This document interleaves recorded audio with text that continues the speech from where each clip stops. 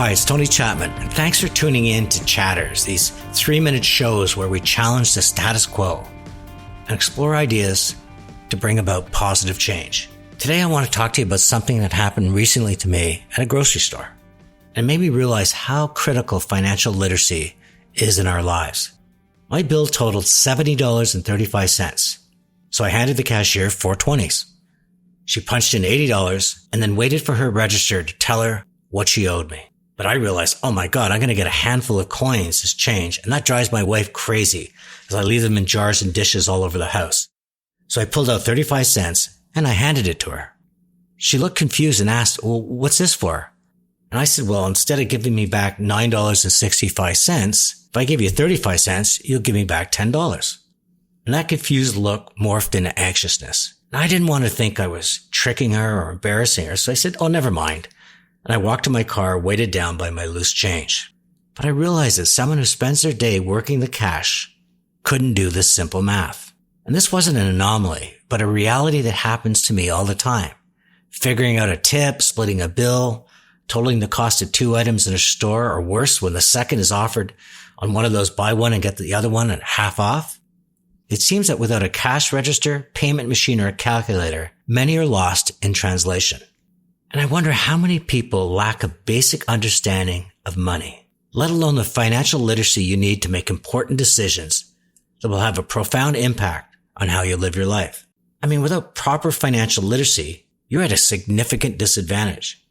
You could become a pawn in a deceptive game, or spend beyond your means, or borrow without understanding the true consequences. Now, I was lucky. My mom was a depression baby, and she instilled financial literacy in me from almost day one. I couldn't even put out a lemonade stand without figuring out my cost of goods and my profit margin.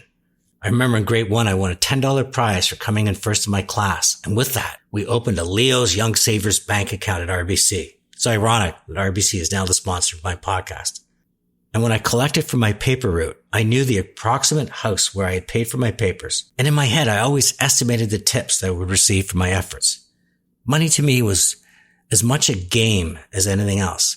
And by the time I was in my late teens and early 20s, and I was selling on commission, every week I would compare my money earned per hour against the minimum wage. Now, I wasn't a math whiz. I was just somebody that wanted to be in the know. I learned about compound interest and how your money could double in 10 years at 7% interest and in 7 years at 10% interest. All of which served me well as an entrepreneur because I could make informed decisions. Now, it might be me, but it seems that mental math and financial literacy skills are disappearing as our dependency on smart technology increases.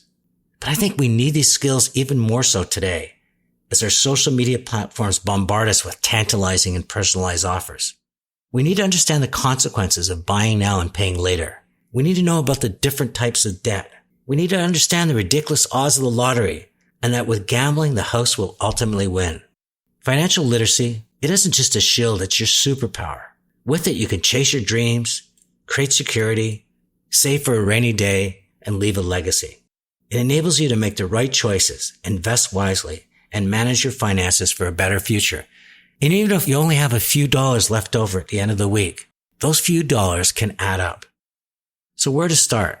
Well, my grandson and I will set up a lemonade stand one day, and in doing so, he'll learn about profit.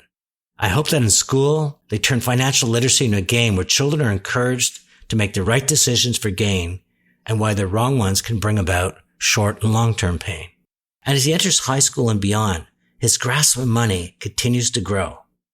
And for the people that are out of school, who aren't in the know, it's not too late. Take one of the many financial literacy courses that are online or talk to your bank advisor.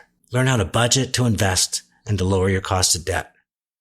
Financial literacy is an essential skill to navigate life and to make the most of your money. It even allows you to be a more informed voter. So let's embrace this superpower and take control of our financial destiny. My money matters and your money matters. Let's make every dollar count. It's Tony Chapman. Thanks for listening, and let's chat soon.